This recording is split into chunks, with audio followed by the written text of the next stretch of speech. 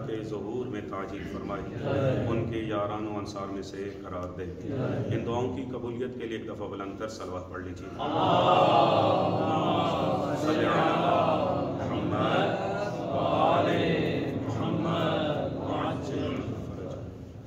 आप बुजुर्गान के सामने नहजुल बलागा के मकतूबात नंबर 26 में से एक जुमला आपकी खिदमत में पेश किया है।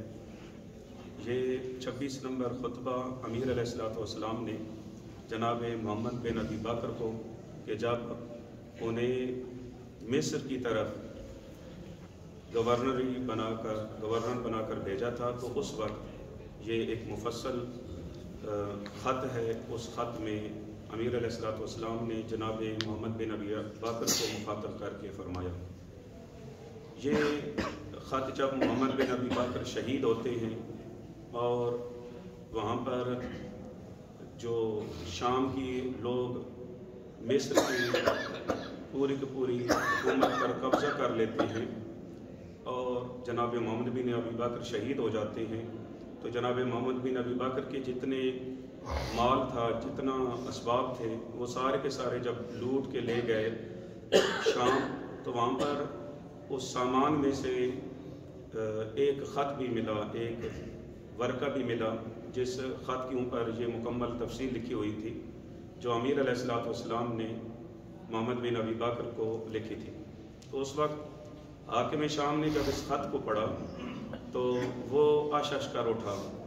उस वक्त उसके जो सामीन, जो हाज़रीन उसके पास बैठे हुए थे, उन्होंने कहा कि तू कैसा है कि जो अमीर अलैहिस्सलाम के साथ जंग करता है और उनके कलाम से लज्जत भी लेता है और उनको पसंद भी करता है, तो तुम्हारी ये दोगली पॉलिसी हमें समझ नहीं आती। उसने फिर बाद में कहा कि ये क्योंकि मोहम्मद बिन अबी बकर के माल में से हमें ये ख़त मिला है, तो हम इस ख़त से भरपूर इस्तिफ़ादा करेंगे, लेकिन लोगों में मशहूर करेंगे कि ये जो ख़त है ये जनाब मोहम्मद बिन अबी बकर ने अपने वालिद से, उनके वालिद ने उन्हें ख़त लिखा है। तो हम लोगों को बताएंगे कि ये उनके वालिद ने उनको ख़त लिखा था, ना कि अमीर अलैहिस्सलाम ने उन्हें ख़त लिखा था।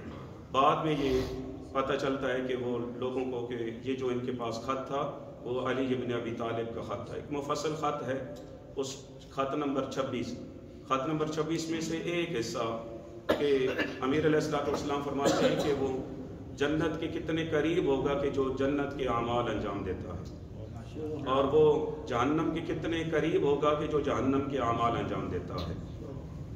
यहाँ पर अमीर अलैहिस्सलाम ने जिस पे फोकस किया है, जिसको अहमियत दी है, वो है जन्नत के आमाल की वजह से इंसान को जन्नत मिलेगी और जहन्नम के आमाल रखने वाले इंसान को जहन्नम मिलेगी।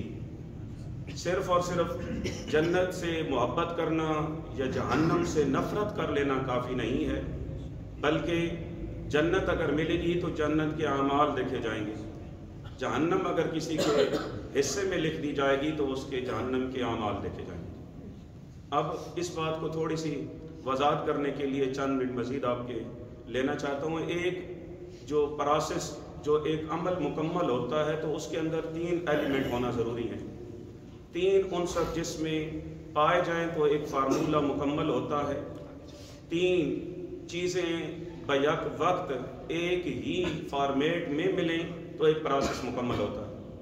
एक प्रोसेस के लिए सबसे पहले उसके अंदर इल्म देखा जाता है, नॉलेज और टेक्नोलॉजी को देखा जाता है। नंबर 2 इरादा, नंबर 3 इंतखाब। ये 3 चीज़ें जहाँ कहीं पाई जाएं, नंबर 1 इल्म, नंबर 2 इरादा, नंबर 3 इंतखाब, ये तीनों के तीनों एक पॉइंट पे हों तो वो इंसान अपने प्रोसेस को मुकम्मल कर लेता है।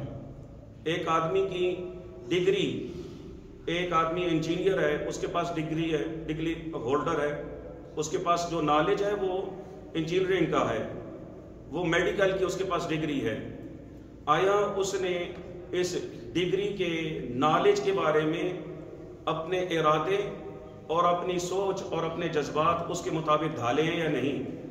उसके अंदर आया वो जो انجینئرنگ اور میڈیکل یا دوسرے شعبے کی سکلز ایجاد ہوئی ہیں یا نہیں. جو اس کے نالج تھا اس نے ارادے میں آیا، اپنے ارادے میں، اپنے جذبات میں اس کو انجینئرنگ کو، میڈیکل کو لے کر آیا یا نہیں. پھر دیکھا جائے گا کہ وہ جو انجینئر ہولڈر، ڈگری ہولڈر ہے، جو میڈیکل کا ایک اس کے پاس ایک ڈگری ہے، جو ارادہ بھی رکھتا ہے، آیا اس کو کر بھی سکتا ہے یا نہیں. آیا انجینئرنگ کے مطابق جو اس کی انجینئرنگ کی ڈگری ہے، میڈیکل کی جو ڈگری ہے، آیا وہ میڈیکل کے کام کو کر سکتا بھی ہے یا نہیں. وہ جب انتخاب کرے، وہ چوائس کرے، جب ایک چیز کو عمل انجام دے، آیا اس کے مطابق عمل کرتا ہے یا نہیں. دنیا میں جب دیکھتے ہیں کسی بھی فیکٹری میں، کسی بھی آفس میں، کسی بھی ادارے میں جس ڈگری ہولڈر کو اس کو سلیکٹ کرتے ہیں کہ جو اس ڈگری کے مطابق عمل کر سکتے.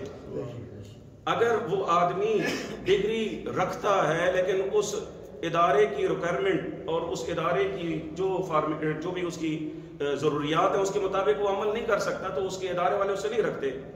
فیکٹری والے اسے نکال دیتے ہیں کہ نہیں تم ہمارے ساتھ چل نہیں سکتا، اگرچہ تمہارے پاس ڈگری تو ہے لیکن تم اس فیکٹری کے مطابق عمل نہیں کر سکتا. اگر تم چاہتا ہے کہ ہمارے ڈگری میں کے مطابق عمل بھی کر سکتا ہے تو ہم تجھے اپنی فیکٹری میں، ہم اپنے ادارے میں، آپ اپنے آفس میں آپ کو جاب دیں گے، آپ کو بزنس میں رکھیں گے، آپ میں اس کام پہ لگائیں گے. لیکن اگر آدمی یہ دعویٰ کرتا رہے کہ میں اس فیلڈ میں واقعاً علم رکھتا ہوں لیکن اس کے علم کے ساتھ اس کا ارادہ نہ ہو، اس کا ارادہ اور اس کے علم کے درمیان ٹیلی نہ ہو رہا ہو، اس کے علم اور اس کے ارادے اور اس کے انتخاب کے درمیان یکسانیت نہ ہو، ایک فارمیٹ پہ نہ آ رہے ہوں، ایک لائن پہ نہ آ رہے ہوں. اگر اس کا علم کچھ اور ہو، اس کی پریکٹیکل لائف کچھ اور ہو، اس میں اگر تضاد ہو، وہ کبھی بھی اپنی اس فیلڈ میں کامیاب نہیں ہو سکتا.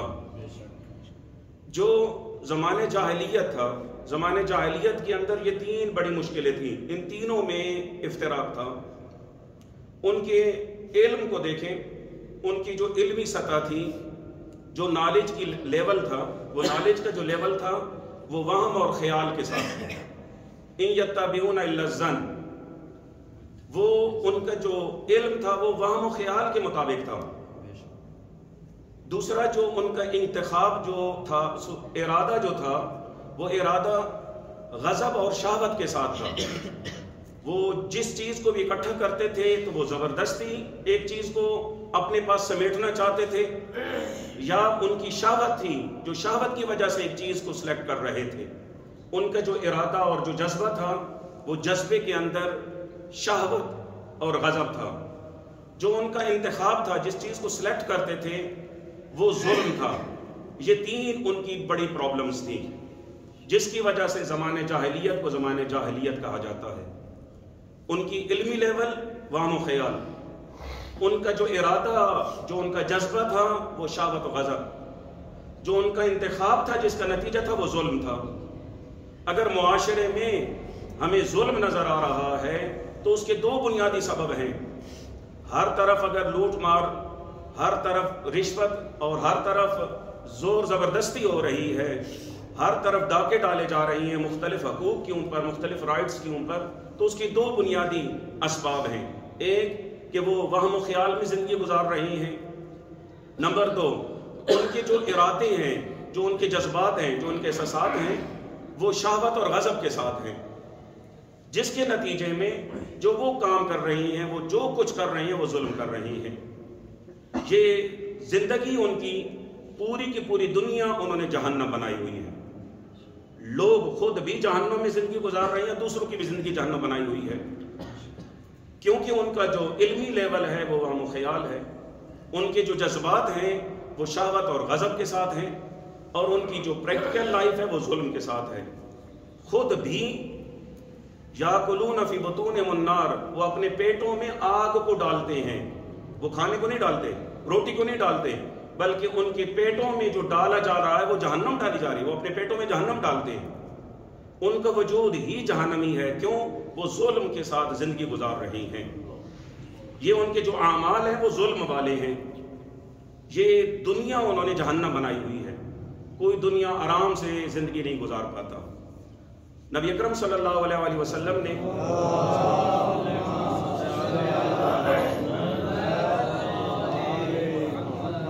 اس معاشرے میں 3 بنیادی کام کیے کہ ان کی جو علمی لیول تھا، جو ان کی نالج کی جو مقدار تھی، اس کو وحی کے مطابق ڈھالا ہے، ان کی علم کو وحی سے، قرآن سے مستفید کرایا ہے۔ اس معاشرے میں جو وہاں پر نالج پھیلایا، جو نصاب تعلیم مہیا کیا، وہ نصاب تعلیم قرآن رکھا، اس معاشرے کو تعلیم کے نور سے منور کیا۔ ان کی جو علمی لیول تھا وہ قرآن مجید تھا، ان کے جو ارادے اور ان کے جذبات تھے وہ عقل و شعور رکھا، نہ کہ شہوت و غضب رکھا۔ ان کی علمی معیار قرآن مجید رکھا، ان کے جذبات کو عقلانی بنایا، نہ کہ شہوانی نہ غضبانی، شہوت و غضب کے ساتھ نہیں، بلکہ 2 + 2 4 کے مطابق، عقلی معیارات کے مطابق، اس کے مطابق انہوں نے اس معاشرے کو ڈھالا، اور ان کے انتخاب اور ان سلیکٹ کو ظلم کے بجائے عادل کے مطابق اس معاشرے میں عدالت کی احیاء کیا، عدالت اجتماعی کو، انسانی حقوق کے مساوات کا اس معاشرے میں احیاء کیا۔